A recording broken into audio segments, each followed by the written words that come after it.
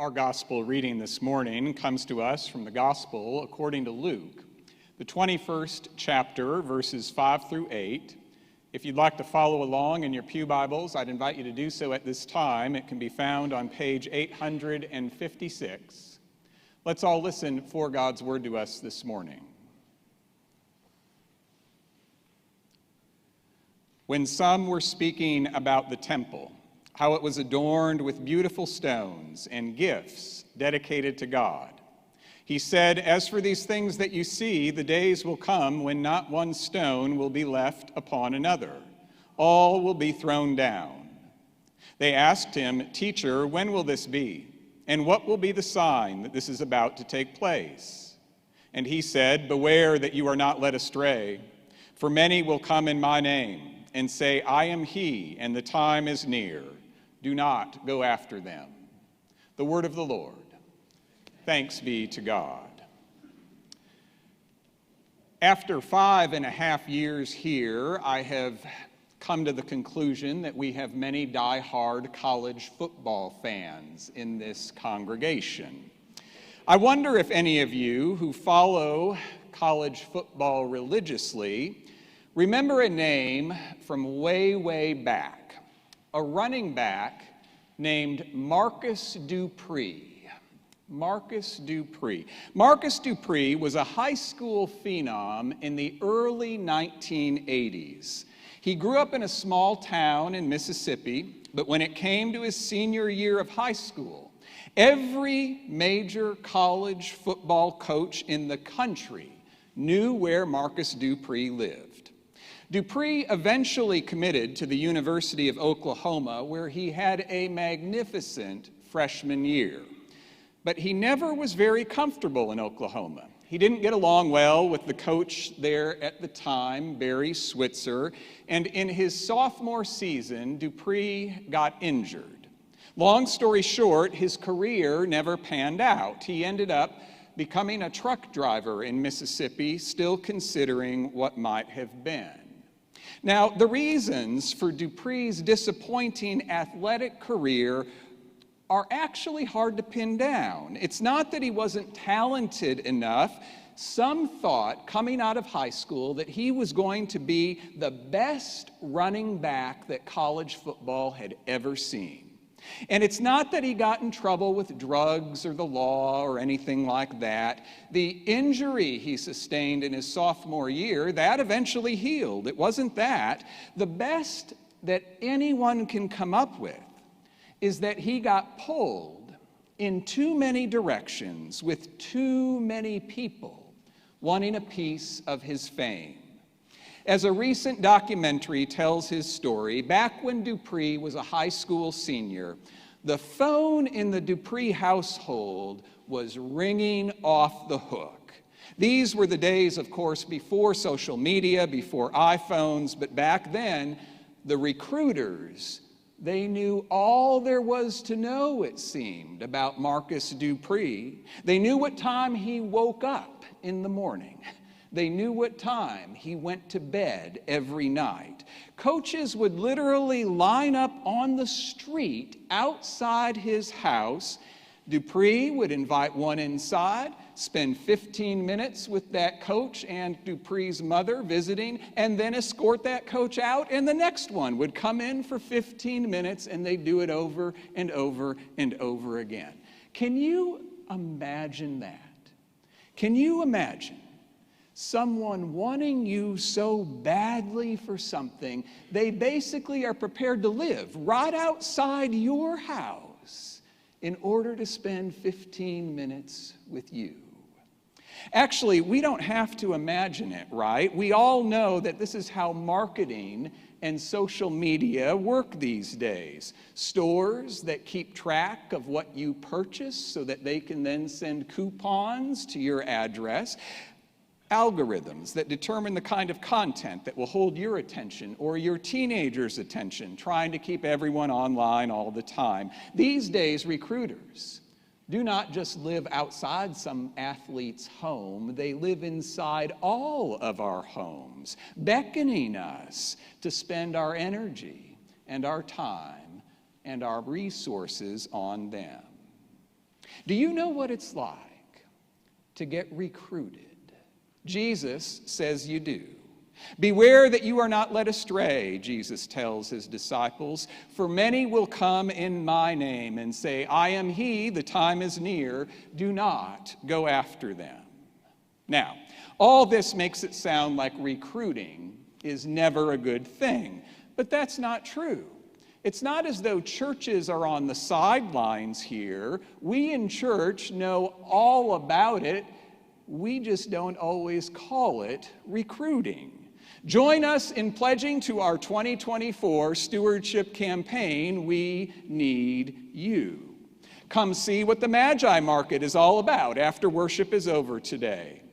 Christmas is right around the corner, and we need a group of able-bodied adults to decorate the tree in the atrium this year. Yes, men of Westminster, this is your pastor right now recruiting you. Do you see what I'm talking about? And it's not like these invitations are bad invitations. They're needed, they're necessary. Participation and engagement are signs of a healthy church. All of it makes me wonder, though. When someone gets recruited for something at this church, when you and I sign up to follow Jesus at Westminster, do we always know exactly what it is that we are signing up for? Eugene Peterson, the author of that wonderful translation of the Bible, The Message, he once put it this way. He said that following Jesus means that Jesus promises to change you from the inside out. To change you from the inside out.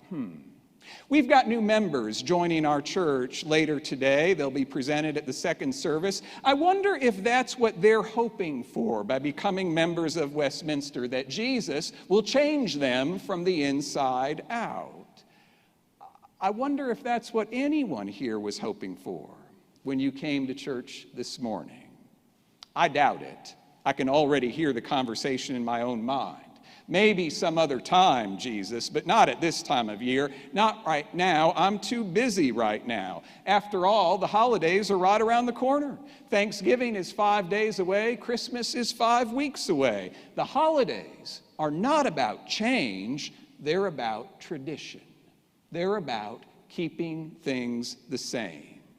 How many of you here come to the Christmas Eve worship service at our church every year? Yeah. How many of you find meaning and wonder in the last part of that service where we light candles, darken the sanctuary, and sing Silent Night together? How many of you look forward to that each and every Christmas Eve? How many of you would like it if I changed that tradition this year? I see no hands in the air. Don't worry, I'm not changing it. I want to hang on to my job. I look forward to Silent Night every year, but that's exactly my point. Our instinct when it's time for the holidays is no change. Keep things the same. Or maybe, God, you can feel free to change that member of my family who really gets on my nerves at this time of year. By all means, change them, but don't change me. In the novel Plain Song, the story is told of life in a small Colorado town. Victoria is a 17-year-old whose mother has thrown her out of the house because she's pregnant. Maggie Jones, a school teacher, has taken her in, but Maggie also cares for her aging father who struggles with dementia, and he becomes dangerous to Victoria.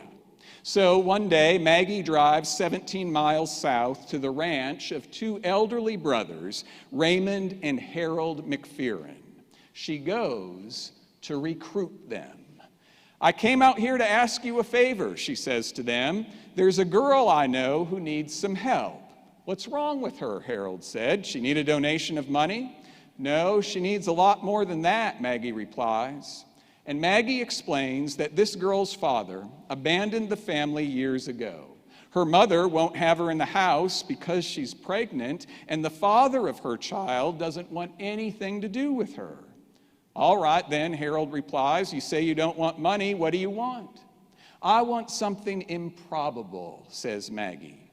I want you to think about taking this girl in, of letting her live with you. You're fooling, Harold says. Oh, I know it sounds crazy, Maggie replies. I suppose it is crazy, but this girl needs somebody, and I'm ready to take desperate measures. She needs a home for these months, and you, she smiles at them, you old boys need somebody too. Somebody or someone besides an old red cow to care about and worry over. It's too lonesome out here. Look at you. You're going to die someday without ever having had enough trouble in your life. Not the right kind, anyway. This is your chance. Later, the brothers talk. All right, Harold says, what do you think we do? We take her in, Raymond replies. Maybe she won't be as much trouble.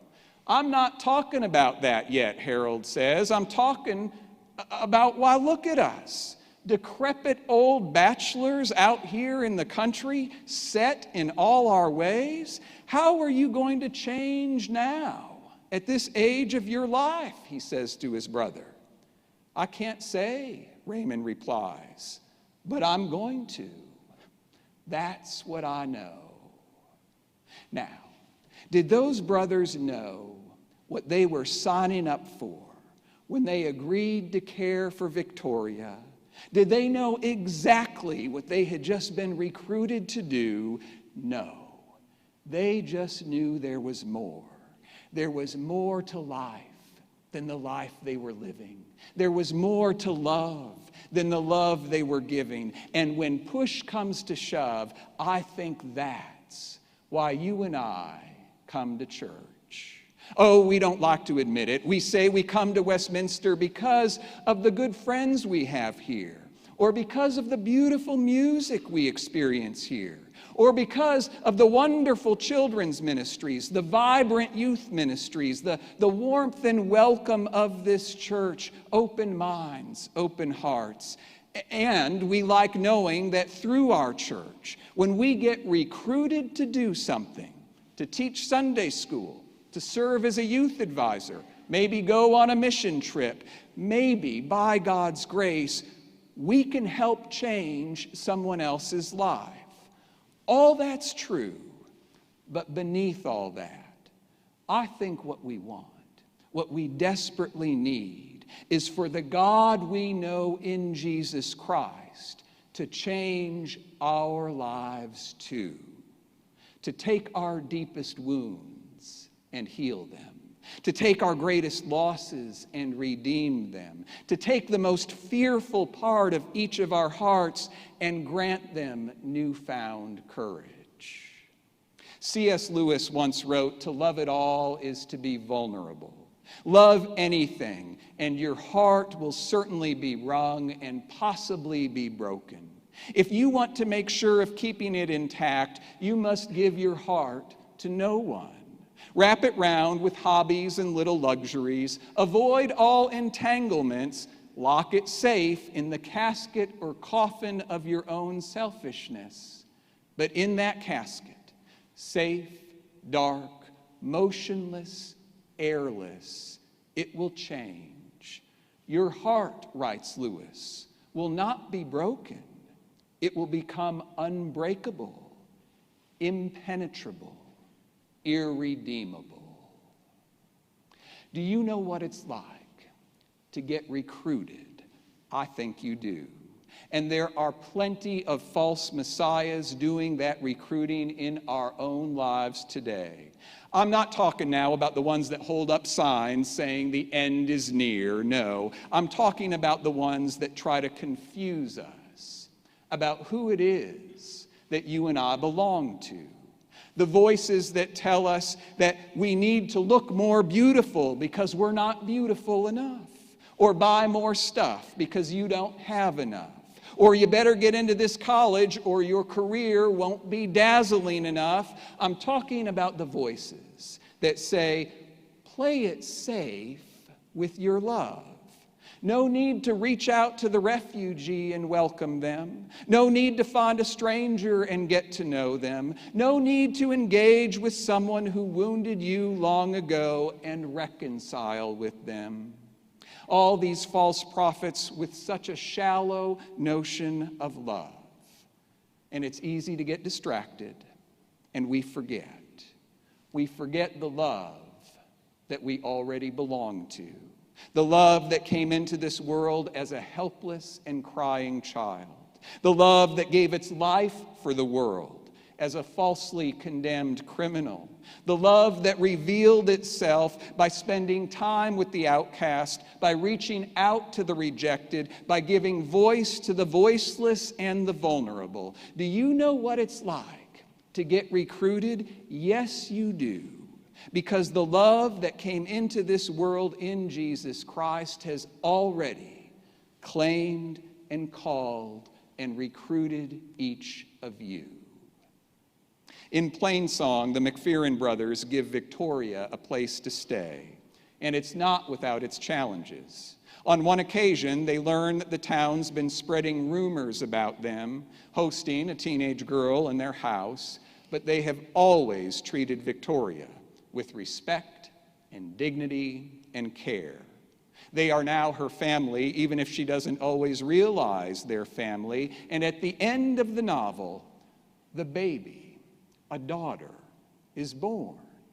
And Raymond, who has helped birth plenty of calves in his life, but has never held a baby before, he takes her and holds Victoria's daughter fearfully out in front of his old face. "My goodness," he says, "my Lord Almighty." Now, if I didn't know better, I'd say that brother Raymond got changed from the inside out. Of course, that story is a work of fiction, but do you know what's not a work of fiction? The grace and love of the living God, a grace that has recruited you, claimed you, and called you as God's very own. May you receive such grace during this upcoming holiday season, and may it change your life. Amen.